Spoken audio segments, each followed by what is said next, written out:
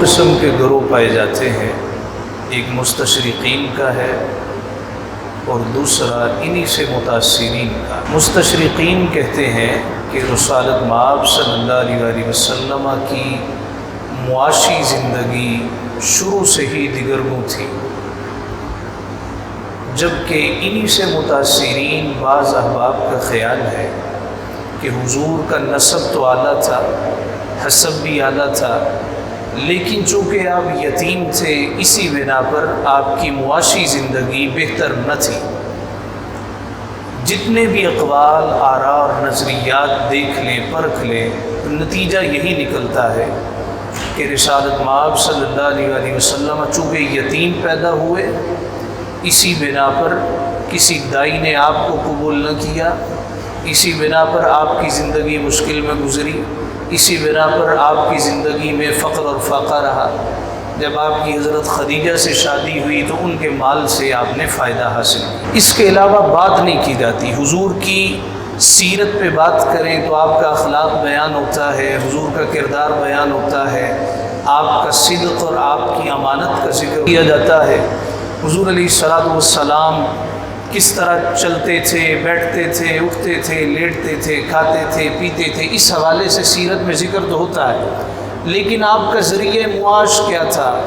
کہ ظاہر ہے آپ کی 9 یا 11 ازواج تھیں، آپ کی 4 بیٹیاں اور 3 یا 4 بیٹے تھے۔ بیٹے لڑکے تو بچپن میں انتقال کر گئے تو بیٹیاں جوان ہوئیں، ان کی شادیاں تھیں، اور پھر 11 ازواج نبی پاک صلی اللہ علیہ وسلم کی، تو گزر بسر کیسے ہوتا تھا؟ اللہ تعالیٰ نے قرآن پاک میں فرمایا، سورۃ الضحیٰ ہے، 30واں پارہ ہے، وَوَجَدَكَ عَائِلًا فَأَغْنَىٰ، اور ہم نے آپ کو عیال دار پایا تو غنی کر دیا۔ بعض لوگوں نے اس کا ترجمہ اردو میں کرتے ہوئے عائلن کو فقر سے تعبیر کیا کہ ہم نے آپ کو فقیر پایا اور غنی کیا۔ نہیں، حضور فقیر نہیں تھے۔ نبی پاک صلی اللہ علیہ وسلم سے امیر کائنات میں کوئی دوسرا ہو ہی نہیں سکتا کہ صحابہ کو جب بھی کوئی مسئلہ درپیش ہوتا مصطفیٰ کی بارگاہ میں حاضر ہوتے تھے۔ مالی معاملہ ہوتا، خاندانی معاملہ، خانگی معاملہ ہوتا، کسی اعتبار سے کوئی مشکل، پریشانی، دکھ، تکلیف، حضور کی خدمت میں حاضر ہوتے۔ بعض احباب یہ بھی کہہ سکتے ہیں جو آپ نے لفاظی کی ہے کہ جتنے حضور امیر تھے کائنات میں کوئی نہیں تھا۔ اس پہ کوئی دلیل بھی ہے یا نہیں ہے؟ کسی آدمی کی عمارت کا اندازہ اس کے خاندان سے لگانا چاہیے۔ اولاً حضور نے انہیرٹ کیا کیا؟ جب نبی پاک صلی اللہ علیہ وسلم کے والد گرامی آپ کی پیدائش سے پہلے ہی دنیا سے چلے گئے اور حضور اکلوتے تھے، طبقات ابن سعد میں ہے، آپ کے والد نے آپ کے لیے ایک باندی ام ایمن چھوڑی اور آپ کے لیے چرنے والے 10 اونٹ چھوڑے اور آپ کے لیے بھیڑوں کا ایک ریوڑ چھوڑا۔ یہ نبی پاک صلی اللہ علیہ وسلم کو وراثت میں ملا۔ اور جب حضور کی والدہ کی شادی جناب آمنہ کی حضرت عبداللہ سے ہوئی تو جناب عبداللہ حضرت آمنہ کو لے کے اپنے نئے گھر میں شفٹ ہوئے، جس کا حوالہ بخاری میں ملتا ہے کہ جب آپ ہجرت کر کے مکہ مکرمہ سے مدینہ طیبہ روانہ ہوئے تو جناب عقیل بن ابو طالب نے، زمانے جاہلیت ہے، حضور کا مکان بیچ ڈالا۔ جب حضور سے عرض کیا گیا یا رسول اللہ آپ کا مکان کدھر گیا؟ آپ نے فرمایا عقیل نے ہمارے لیے مکان چھوڑا ہی کہاں ہے۔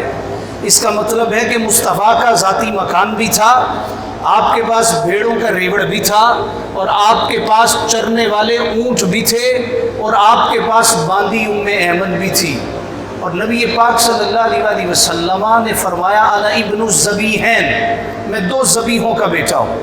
ایک ذبیح تو حضرت اسماعیل علیہ السلام جو میرے جد امجد ہیں، کہ جن کو بچا کے اللہ تعالیٰ نے جنت سے میڈا بھجوایا۔ دوسرا فرمایا میرے والد بھی ذبیح تھے۔ وہ کیسے؟ ہر سیرت نگار نے اس کو وضاحت کے ساتھ لکھا ہے کہ جناب عبد المطلب حضور کے دادا جب زمزم شریف کھودنے لگے تو لوگوں نے منع کیا، یہ آپ کیوں کر رہے ہیں، یہ تو عرصے سے بند ہے۔ آپ کو اس وقت افرادی قوت کی اشد ضرورت تھی اور آپ کا صرف ایک بیٹا حارث تھا۔ آپ نے اس وقت نظر مانی، اے مولا مجھے اگر تو 10 بیٹے دے گا ان میں سے ایک بیٹا میں تیری راہ میں قربان کر دوں گا۔ اب اللہ تعالیٰ نے کرم کیا اور 10 بیٹے عطا کیے، جن میں سے چھوٹے حضرت عبداللہ تھے۔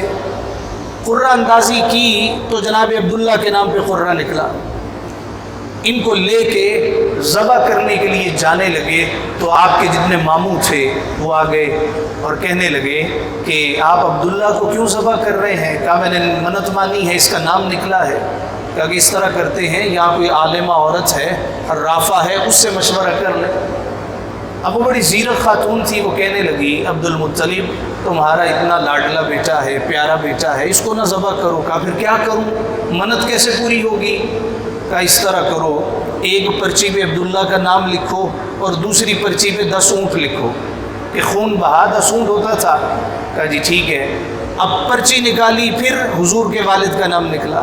کہا دوبارہ پرچیاں ڈالو اور 10 کی بجائے 20 اونٹ کر دو۔ پھر پرچی نکلی جناب عبداللہ کا نام، کہا اب 30 اونٹ کر دو۔ پھر پرچی نکلی جناب عبداللہ کا نام، 40 کر دو، 50 کر دو۔ جب 100 اونٹ ہوئے، اب اونٹوں پہ پرچی نکلی تو جناب عبد المطلب نے ایک وقت میں 100 اونٹوں کو ذبح کیا۔ اب ایک اونٹ لگا لیں، کم از کم ہلکے سے ہلکا 2 لاکھ کا اونٹ آتا ہے۔ 100 اونٹ ایک وقت میں ذبح کرنے والا، یعنی 2 کروڑ ایک وقت میں ہوا میں اڑانے والا حضور کا دادا عبد المطلب ہے۔ جس کا دادا اتنا امیر ہو، اس کا پوتا غریب کیسے ہو سکتا ہے؟ لوگ کہتے ہیں جی غریب تھے، کھانے کو کچھ نہیں ملتا تھا۔ کہ نبی پاک صلی اللہ علیہ وسلم غریب نہیں تھے، یاد رہے حضور غریب نہیں تھے، لیکن آپ نے کبھی شو آف نہیں کیا۔ حضور علیہ الصلوۃ والسلام زمانہ نبوت سے پہلے غار حرا میں جاتے تھے۔ اچھا، غار حرا میں جاتے، وہاں مجاورہ کرتے، وہاں اللہ اللہ کرتے، ذکر اذکار کرتے۔ سیرت ابن ہشام میں ہے جب واپس آتے طواف کعبہ کرتے اور مکہ میں جتنے مسکین ہوتے تھے مصطفیٰ اپنی جیب سے انہیں کھانا کھلایا کرتے تھے۔ لوگ کہتے تھے غریب ہیں، اور پھر نبی پاک صلی اللہ علیہ وسلم نے پاکٹ منی کبھی کسی سے نہیں مانگی، اولین خود کفالتی نبی پاک صلی اللہ علیہ وسلم نے اختیار کی۔ وہ کیا؟ بخاری کی حدیث ہے، حضور نے فرمایا جب میرا لڑکپن تھا تو میں مکہ میں اونٹ چرایا کرتا تھا، جس کے بدلے مجھے قرارید دیتے تھے، یعنی ان سے میں اجرت لیتا تھا اور اجرت کے بدلے ان کا اونٹ چرایا کرتا تھا۔ یہ ابتدا ہے کہ اپنا خرچہ تو خود اٹھاؤ نا، کب تک ماں باپ کے سامنے ہاتھوں کو پھیلاؤ گے؟ حضور علیہ الصلوۃ والسلام جب جوانی کی عمر کو پہنچے تو آپ نے تجارت کا آغاز کیا۔ ہم نے سنا جناب خدیجۃ الکبریٰ رضی اللہ تعالیٰ عنہ کہتی ہیں کہ آپ میرا سامان لے جائیں۔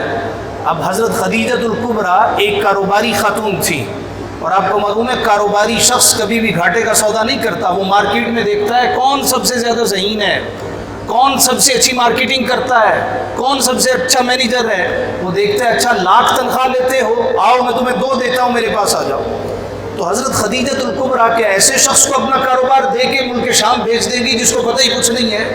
نہیں، سیرت نگاروں نے لکھا ہے حضور ابھی جوانی کی دہلیز پہ نہیں پہنچے تھے، اپنے چچا جناب زبیر کے ساتھ اور اپنے چچا جناب ابو طالب کے ساتھ یمن کا تجارتی سفر بھی کرتے ہیں اور شام کا تجارتی سفر بھی کرتے ہیں۔ تو پہلے سے ہی آپ نے تجارت کا آغاز کر دیا، اور آپ کے تجارت میں نفع بہت ہوتا تھا۔ اور سب سے بڑی بات یہ، جتنے تجار ہوتے تھے وہ دیکھتے کہ بھئی ہمارے ساتھ رہتے ہوئے کبھی جھوٹ نہیں بولتا، ہم بھی مال بیچتے ہیں، ہم بھی کاروبار کرتے ہیں، جھوٹ کے بغیر گزارا نہیں ہے، لیکن نہ کبھی جھوٹ بولا، نہ کبھی فراڈ کیا، نہ کبھی دھوکہ دیا، نہ کبھی ڈنڈی ماری۔ تو صادق و امین مشہور تھے، لوگ اپنی امانتیں مصطفیٰ کے سپرد کرتے تھے۔ جناب خدیجۃ الکبریٰ رضی اللہ تعالیٰ عنہ نے جب یہ دیکھا تو اپنی سہیلی سے کہا ان سے کہو میرا مال بھی لے جائے۔ حضور نے فرمایا لے جاؤں گا، لیکن میرے ساتھ مزاربت پہ کاروبار کرے۔ یہ نہیں ہے کہ بھئی میں اتنی اجرت لوں گا اور تیرا کام کروں گا، نہیں، مزاربت کے اصولوں پہ تجارت ہوگی۔ اب مزاربت کیا ہوتی ہے؟ ایک شخص کے پاس پیسہ ہے، دوسرے کے پاس وقت ہے اور تجربہ ہے۔ جس کے پاس پیسہ ہے اس کے پاس ٹائم نہیں ہے، اس کو کاروبار نہیں آتا، وہ اس سے کہتا ہے کہ مجھ سے پیسہ لے لو تم کاروبار کرو، اس میں سے اتنے پرسنٹ میرا ہوگا اور اتنے پرسنٹ تمہارا ہوگا۔ یہ نہیں ہے کہ میں مہینے بعد تمہیں میں تنخواہ دوں گا، نہیں، کاروبار میں جتنا منافع ہوگا نفع نقصان کی بنیاد پہ یہ کام چلتا ہے، اس کو مزاربت کہتے ہیں۔ نبی پاک صلی اللہ علیہ وسلم نے حضرت خدیجہ سے مزاربت کے اصولوں پہ مال لیا، ملک شام جا کے بیچا تو بے تحاشا منافع ہوا۔ تو جب ان کے غلام میسرہ نے آ کے کہا جناب والا، حضرت خدیجہ سے کہا کہ یہ صرف صادق اور امین نہیں ہے، یہ جہاں پہ رک جاتے ہیں دھوپ ہو تو بادل بھی سایہ کرنے آ جاتا ہے، یہ معمولی ہستی نہیں ہے۔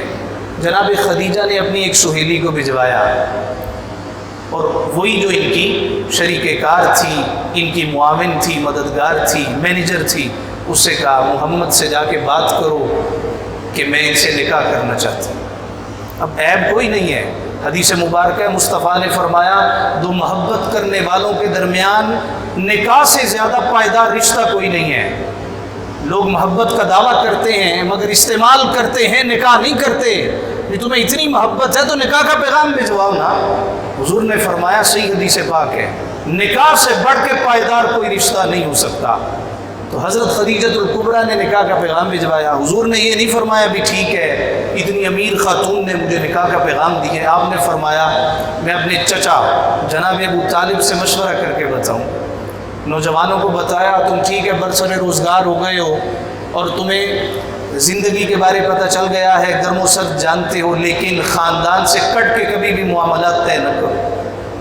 حضور علیہ السلام کا نکاح ہو گیا۔ لوگوں میں مشہور ہے کہ پھر حضرت خدیجہ کا مال استعمال کرتے رہے، نہیں، جب نکاح ہوا جناب ابن ہشام لکھتے ہیں نبی پاک صلی اللہ علیہ وسلم نے جتنے احباب آئے ان کے کھانے کا انتظام بھی کیا، اپنے ہر سسرالی رشتہ دار کو ایک ایک جوڑا بھی دیا، حلہ بھی دیا، اور حضرت خدیجہ الکبریٰ کو 20 اونٹنیاں حق مہر کے طور پہ ادا کی۔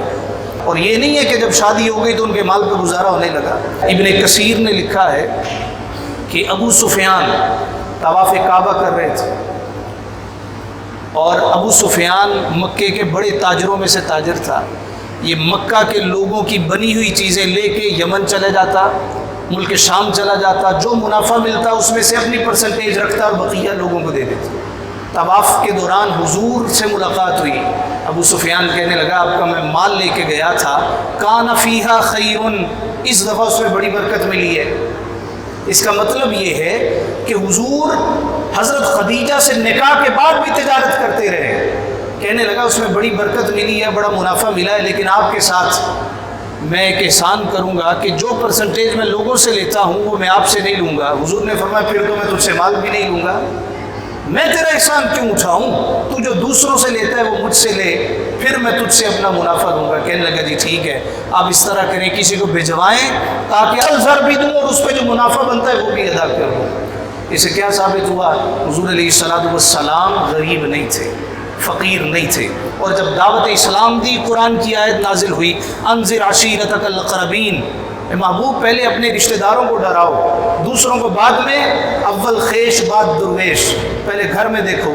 حضور نے حضرت علی سے فرمایا علی ان کی دعوت کرنی۔ نبی پاک صلی اللہ علیہ وسلم نے ان کے لیے ایک ساگ کھانا تیار کیا اور اس کھانے کے اوپر پوری بکری بنی ہوئی رکھی اور ان کے سامنے پیش کی، کہا آؤ بھائی دین اسلام کی تمہیں دعوت دے۔ آج ہم اچھی سے اچھی دعوت بھی کریں نا، مرغا رکھ دیں سامنے، پوری بکری بنی ہی مصطفیٰ نے اپنی جیب سے ان کی دعوت کے لیے نکالی۔ یہ کوئی غریب آدمی کر سکتا؟ فقیر آدمی کر سکتا؟ پھر نبی پاک صلی اللہ علیہ وسلم نے جب ہجرت فرمائی مدینہ منورہ، حضور تشریف لائے، یہاں کیا کرتے تھے؟ یہاں بھی تو کوئی کام ہے۔ یہاں پہ ذریعہ معاش دو دھاری جانور ہیں۔ حدیث مبارکہ میں ہے کہ نبی پاک صلی اللہ علیہ وسلم نے اپنی ہر زوجہ کا اونٹنی دے رکھی تھی، ان سے گزر بسر ہوتا تھا، اور حضور کی کوئی زوجہ بھی غریب نہیں تھی، غریب گھرانوں سے آئی ہیں نہیں۔ حضرت عائشہ صدیقہ، حضرت ابوبکر صدیق کی زوجہ جو کہ مانے ہوئے تاجر وہ گزرے، حضرت ام سلمہ کا طائف میں اپنا باغ تھا اور سالانہ ان کو اس باغ سے منافع آتا تھا۔ جناب ام حبیبہ نجاشی بادشاہ کی طرف سے بھجوائی گئی تھی۔ حضرت حفصہ حضرت عمر کی بیٹی تھی جن کا کاروبار ہی اونٹوں کو پال کے آگے بیچنا ہے۔ تو یہ گفتگو کا مقصد یہ ہے کہ پچھلے دنوں اس سوشل میڈیا میں بڑا چلا کہ حضور علیہ السلام نے فقر کی زندگی گزاری، آپ کے پاس ہوتا کچھ نہیں تھا اور کئی مہینے گزر جاتے تھے، کھانے کو کچھ نہیں ہوتا تھا۔ حضور نے کبھی شو آف نہیں کیا۔ نبی پاک صلی اللہ علیہ وسلم ایک امیر گھرانے سے، بنو ہاشم سے تعلق رکھتے تھے، اور بنو ہاشم میں جناب عبد المطلب حضور کے دادا مکہ کا انتظام و انصرام یہ سنبھالا کرتے تھے، اور مکہ میں تخت بچھتا تھا جس پہ یا تو حضور کے دادا جناب عبد المطلب بیٹھتے تھے یا مصطفیٰ کریم کی ذات بیٹھا کرتی تھی۔ حضور کہتے ہیں میں چھوٹا تھا، مجھے یاد ہے میرے چچا تخت کے کناروں پہ بیٹھتے، میں جب اوپر بیٹھتا تو مجھے روکتے، یا ابا جی نے بیٹھنا یا تم نہ بیٹھو، تو میرے دادا جناب عبد المطلب آتے، مجھے اٹھا کے سینے سے لگاتے، مجھے چومتے اور اپنے بیٹوں سے کہتے خبردار کسی نے محمد سے کچھ کہا، اللہ نے یہ ہمیں برکتوں والا بیٹا عطا کیا ہے، اس کے صدقے تو اللہ بارشوں کو نازل کرتا ہے۔ یہ نبی پاک صلی اللہ علیہ وسلم کی زندگی ہے۔ ایسے لوگ جو کہتے ہیں کہ غریب تھے، یتیم تھے، ہوتا کچھ نہیں تھا، فقیری کے عالم میں دنیا سے گئے، ان کو خوف خدا رکھنا چاہیے۔ مصطفیٰ کی ذات ایسی نہ تھی، بلکہ صحابہ کا تو عقیدہ تھا جس کو امام احمد رضا نے ان الفاظ میں بیان کیا ہے کہ مانگیں گے مانگے جائیں گے، منہ مانگی پائیں گے، سرکار میں نہ لا ہے نہ حاجت اگر کی ہے، ہوتے کہاں خلیلو بنا کعبہ و منا، لولاک والے صاحبی سب تیرے گھر کی ہے، ووجدک عائلا فاغنا، محبوب ہم نے آپ کو عیال دار پایا اور اپنے فضل سے تم کو غنی سے بھی غنی کر دیا۔ اللہ تعالیٰ حضور علیہ السلام کی سیرت کو سمجھنے کے